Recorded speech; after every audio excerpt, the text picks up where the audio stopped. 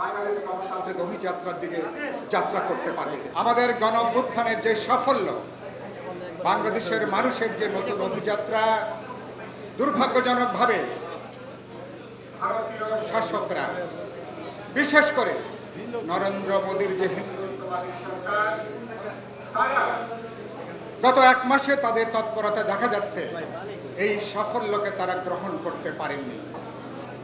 শেখ হাসিনার সরকারের পতনকে নরেন্দ্র মোদীর সরকার নিজেদের পতন হিসাবে, নিজেদের পরাজয় হিসাবে তারা বিবেচনা করছেন। এই কারণের জন্য বাংলাদেশ বিরোধী নানা তৎপরতা এখনো পর্যন্ত তারা অব্যাহত রেখেছেন। আমরা সরকারের সাফল্য নিয়ে অনেক কথা হয়েছে। গত এক মাসে অনেকগুলো গুরুত্বপূর্ণ পদক্ষেপ গ্রহণ করা হয়েছে। কোয়ালিটি সম্পন্ন আন্তর্জাতিক মানের still bar CSRM, committed for better still.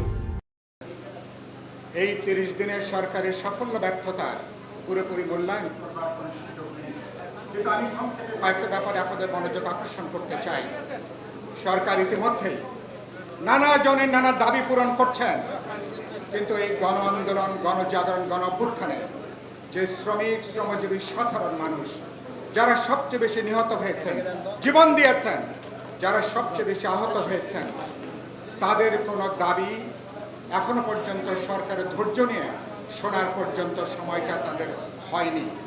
বরঞ্চ আমরা দেখলাম একজন উপদেষ্টা, তিনি বরঞ্চ উল্টো ধমক দিচ্ছেন শ্রমিকদেরকে।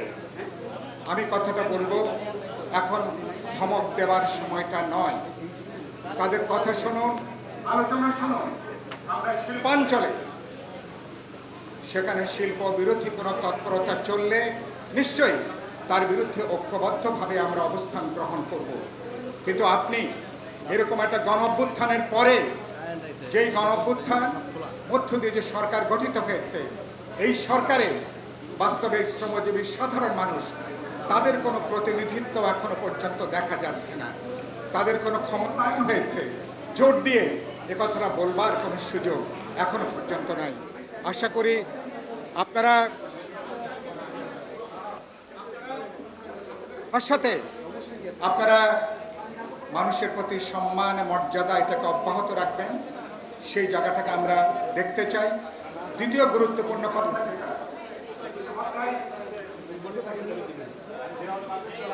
30 দিন পার হয়েছে, এখনো পর্যন্ত আপনারা অনেকগুলো গুরুত্বপূর্ণ পদক্ষেপের পরও আপনাদের কাজের কোনো এজেন্ডা প্রকাশ করেননি। 30 দিনে আপনারা কি কি গুরুত্বপূর্ণ পদক্ষেপ গ্রহণ করবেন,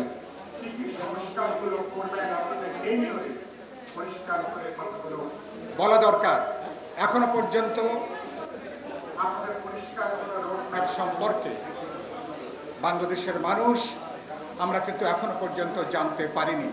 নিশ্চয়ই আমি বলবো, আপনারা আপনাদের আলাপ আলোচনা করে এই আপনাদের গুরুত্বপূর্ণ স্টেক হোল্ডার যারা ছাত্র তরুণদের সাথে যেমন আলাপ আলোচনা করছেন, সকল রাজনৈতিক দলগুলোর সাথে আলাপ আলোচনা করে গুরুত্বপূর্ণ রিফর্ম করতে হবে, কোথায় সংস্কার করতে হবে, কোথায় হাত দিতে হবে, কোথায় আমাদেরকে পরিবর্তন করতে হবে, আলাপ আলোচনা করে একটা বোঝাপড়া, একটা সমঝোতা এটা তৈরি করার ক্ষেত্রে অন্তর্বর্তী সরকার আপনারা মডারেটর হিসাবে গুরুত্বপূর্ণ ভূমিকা পালন করতে পারেন।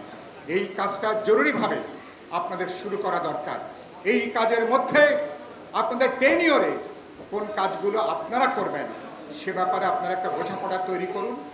কোন কাজগুলো সংবিধানের অনেকগুলো গুরুত্বপূর্ণ সংশোধনী আনতে হবে, অনেকগুলো গুরুত্বপূর্ণ বোঝাপড়া লাগবে, কোন কাজগুলো পরবর্তী নির্বাচিত সরকার জনগণের পপুলার ম্যান্ডেট নিয়ে যারা সরকার গঠন করবেন, জাতীয় ঐক্যমত্যের ভিত্তিতে কোনগুলো তারা বাস্তবায়িত করবেন, এ ব্যাপারেও একটা বোঝাপড়া থাকা দরকার।